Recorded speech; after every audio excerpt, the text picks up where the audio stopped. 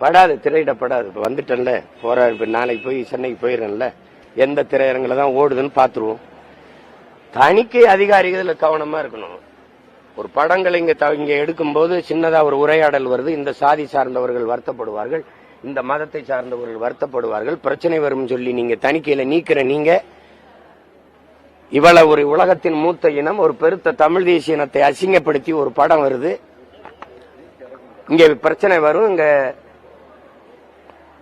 கலவரம் வெடிக்கும்னு தெரியாதா? ஒரு சட்டம் ஒழுங்கு மீறல் நடந்தா என்ன பண்ணுவீங்க? எப்படி பொறுப்பற்று நீங்க தணிக்கை இதை கொடுக்குறீங்க?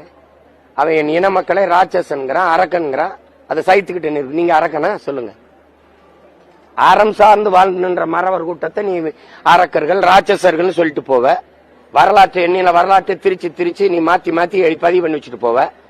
நாங்க எதிர்க்கவே இல்லைன்னா வருங்கால பிள்ளைகள் பார்த்து இப்படித்தான் நம்ம முன்னோர்கள் வாழ்ந்தார்கள் நினைச்சுக்கிறதா? எப்படி சொல்லுங்க? நீங்க தமிழனை என்னைய திட்டி என் தாயை இழிவுபடுத்திட்டு எனக்கிட்டே நீ பணம் வாங்கிட்டு போயிருவேன். அப்படி என் இனத்தை அவமதிச்சுட்டு என் மக்கள்கிட்ட இருந்தே பணத்தை வசூலிச்சுட்டு போயிருவேன்னா இது மாதிரி ஒரு மானங்கட்டதானே இருக்குதா? இதை சைத்துக்கிட்டு இருக்க சொல்றீங்களா? அப்படி எனக்கு என் காசு தேவைப்படுது உனக்கு. நான் தான் கேவலப்பட்டவன், கேடு கட்டவன், மானம் கட்டவன். அப்புறம் எதுக்குடா என் காசு உனக்கு? எதுக்கு என் மண்ணில் திரையிடுற? எதுக்கு திரையிடுற?